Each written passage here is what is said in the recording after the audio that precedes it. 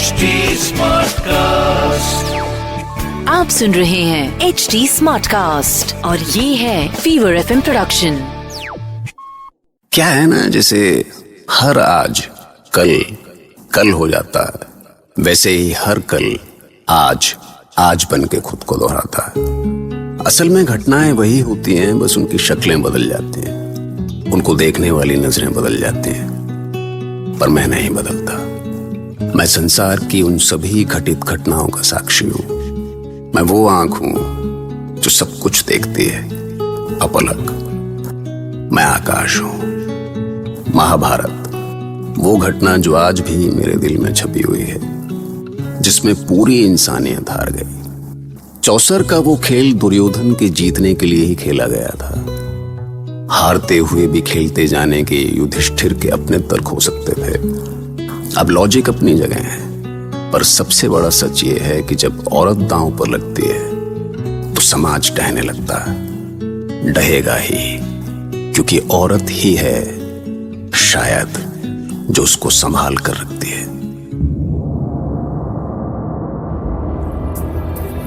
मुझे आपसे अपने प्रश्नों के उत्तर चाहिए देवव्रत भीष्म, क्योंकि आप पितामह हैं, कुरुवंश के संरक्षक हैं।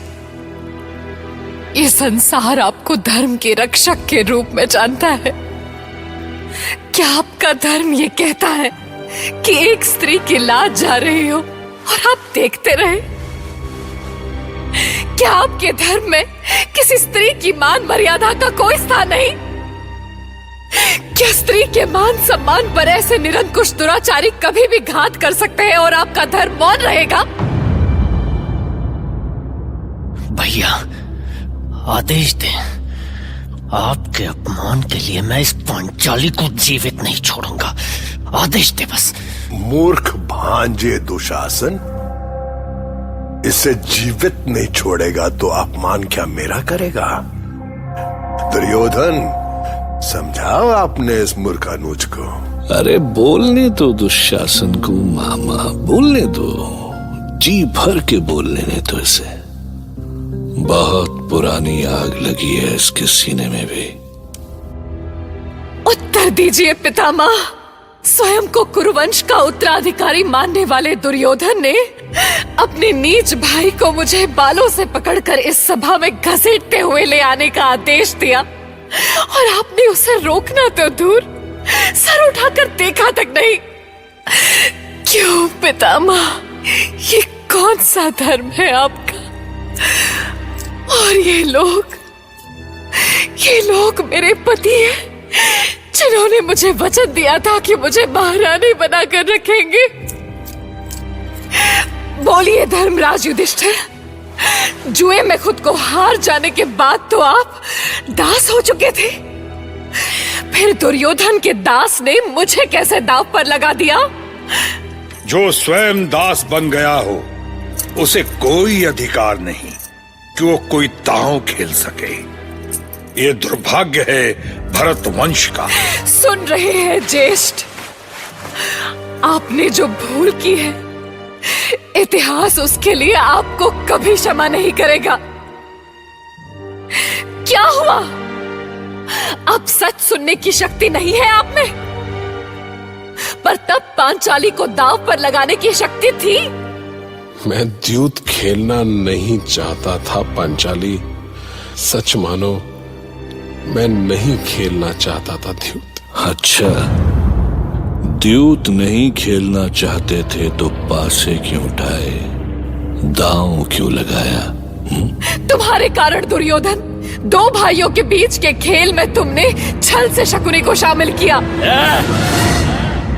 प्रलाप बंद कर दासी, हमें धर्म का पाठ पढ़ाती है। एक दासी के मुख से ऐसी ज्ञान की बात है।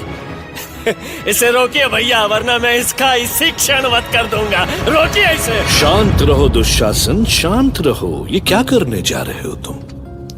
पांचाली बेचारी दासी है तो क्या हुआ?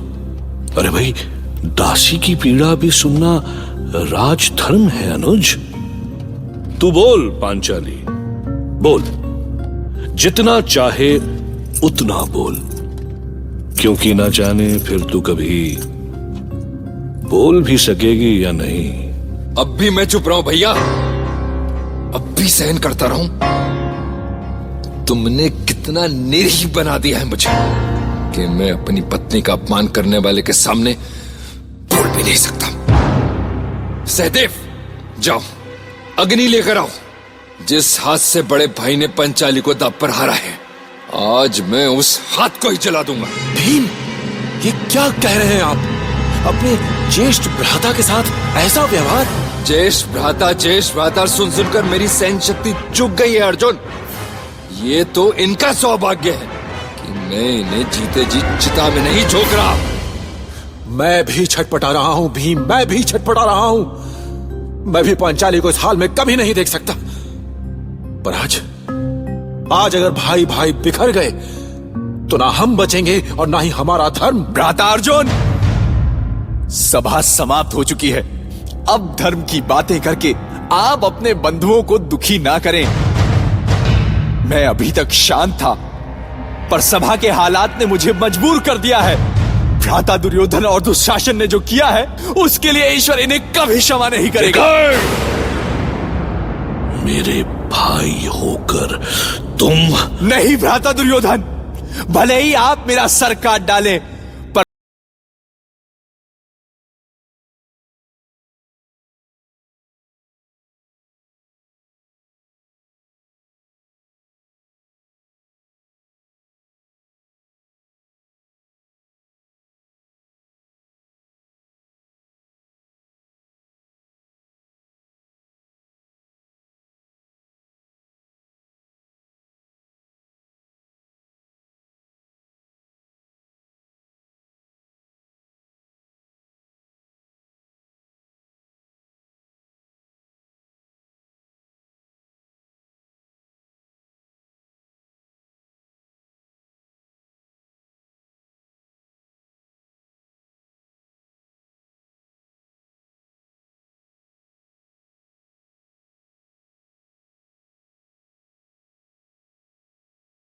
लगा दिया।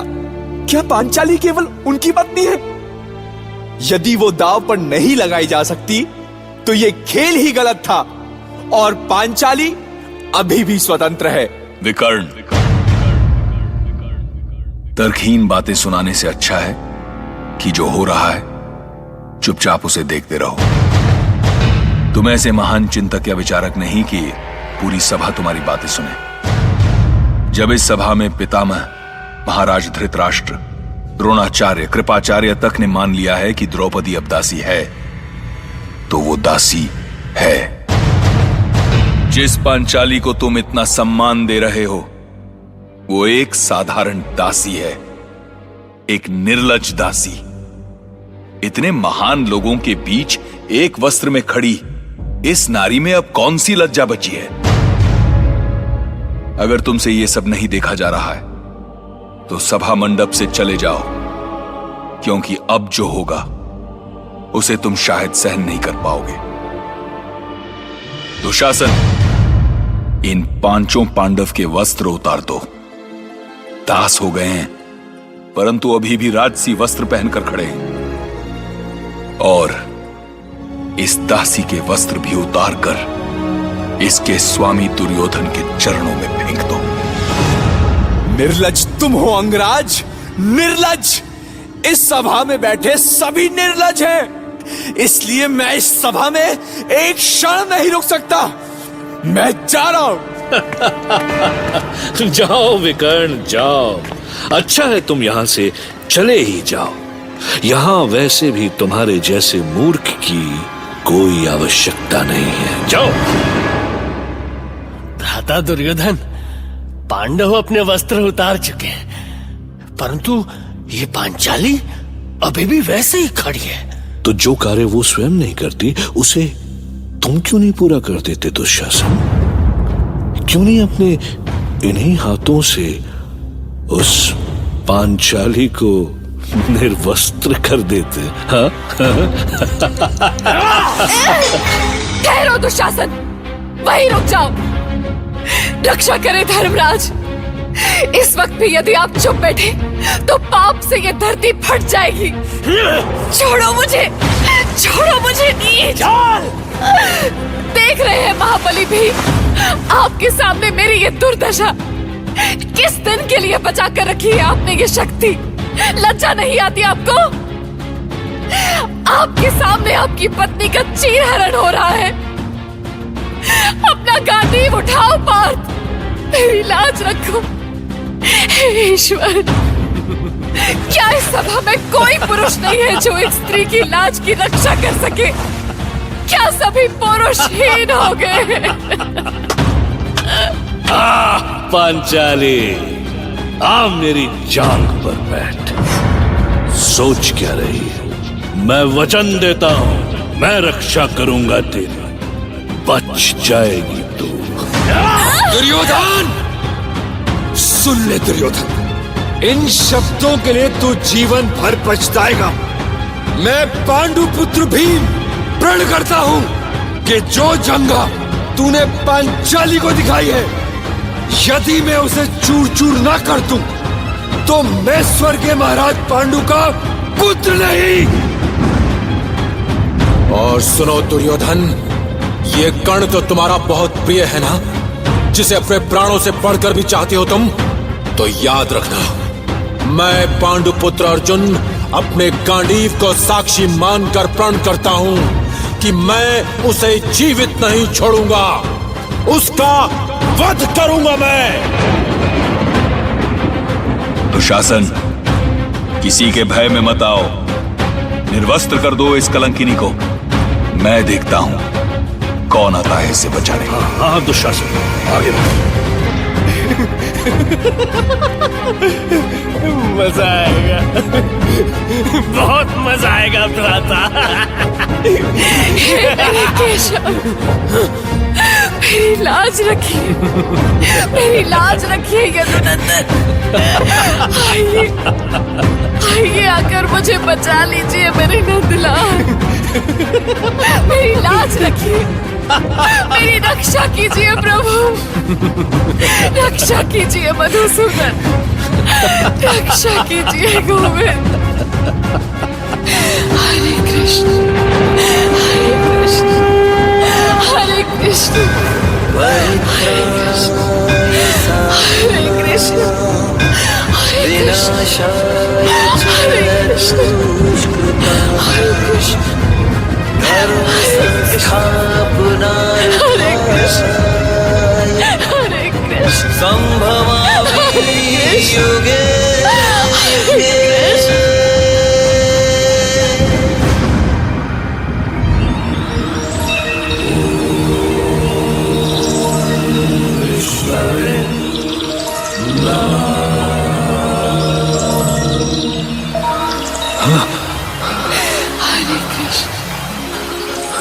हरे कृष्ण। ये अचानक सूर्य का सब प्रकाश कहां से आया? हरे कृष्ण, हरे कहीं ये सचमुच उस छलिया कृष्ण की ही तो कोई माया नहीं है? हरे कृष्ण, हरे कृष्ण। इसके वस्त्र का अंत नहीं होता भ्राता, जितना खींचता हूं बढ़ता जाता है।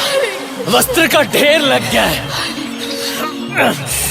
ईश्वर, कैसी माया है ये? हरे कृष्ण,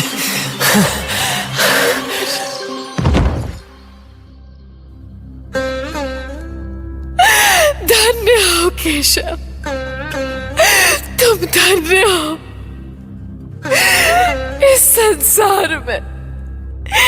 संसार में यदि मेरा कोई है तो वो सिर्फ तुम हो। तुम्हारी पांचाली का प्रणाम है तुम्हें।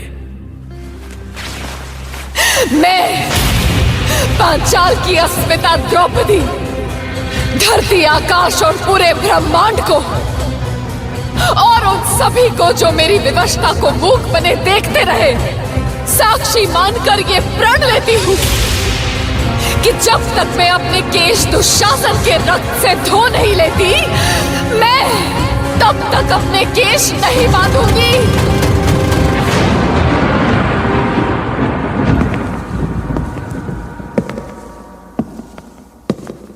मैं सत्यव्रत भीष्म सभी को आदेश देता हूं कि अपने अस्त्र शस्त्र छोड़ दे, अन्यथा अपने बलिदान के लिए तैयार हो जाएं। मेरे हर एक शब्द को यह सभा आदेश समझे और क्रूरता का यह खेल अभी इसी क्षण बंद हो, ये भीष्म का आदेश है। पर पितामह। दुर्योधन, तुम्हें जो कहना था कह चुके, तुम्हें जो करना था कर चुके। अब जो कहूंगा मैं कहूंगा, अब जो करूंगा मैं करूंगा। शांतनु पुत्र भीष्म करेगा। भीष्म गरजे और उनकी आवाज के साथ सारी सभा थम गई। पिन ड्रॉप साइलेंस समझते हैं आप कि पिंडी गिरी तो ठन ठन। पर सवाल यह है कि जब उन्हें गरजना चाहिए था तब वो क्यों नहीं गरजे? किस बात का इंतजार कर रहे थे? अब भैया, हम उनसे कौन से अलग हैं? हमारे कैंडल मार्च भी तो सब कुछ हो जाने के बाद ही निकलते हैं। हम चले जाते हैं और मोमबत्ती पिघलती रह जाती है। क्यों? चलिए सोचिए, महाभारत।